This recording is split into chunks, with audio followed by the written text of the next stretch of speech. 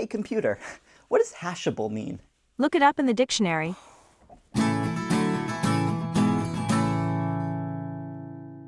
Data structure-wise, we've covered lists and tuples and sets, and it turns out there's actually so many other data structures out there in the world, such as stacks and queues and heaps and all kinds of stuff.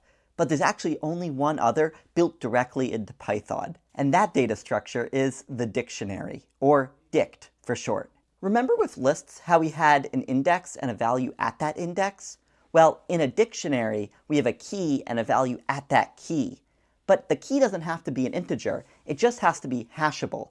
This means it has to be a unique, unchangeable value. So for instance, it could be an integer, or a string, or even a tuple. It just can't change, and it has to be one of a kind inside the dictionary. The value, however, can be anything you want, and there can be duplicates. Just like in a list. You make a dictionary using the curly braces like you would a set, but this time you put the key, a colon, and then the value, and then comma, and then the next item. For instance, let's say that we want to map state abbreviations to state names.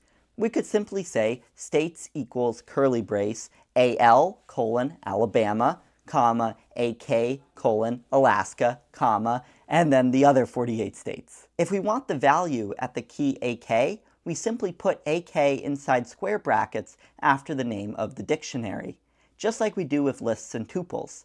And now you can see why we have to have hashable keys, because this way we know exactly what value to get out when you put in a specific key, because one key maps to only one value. If you put a key that doesn't exist, you get an error. Like lists, dictionaries are ordered, and you can even loop over them. You can say, for key comma val in mydict.items, parenthesis, parenthesis, so that's a method, then we're going to say print key comma val. And notice how we put a comma between key and val in the for loop? That's because the items method returns a tuple with the key and the value. So we're just unpacking them into their own variables, one for key and one for value. Now you may be wondering, well, why can't you just say for key comma val in my dictionary? Well, you can't, because when you do that, it's actually only returning the key. So you could say for key in my dictionary, and you'll get back each key, and then you could say my dictionary brackets key, and that's how you could get the value. But often it's just easier to do the items, and then you get the key and the value, which is good because they go together. Wow, what a journey we are on.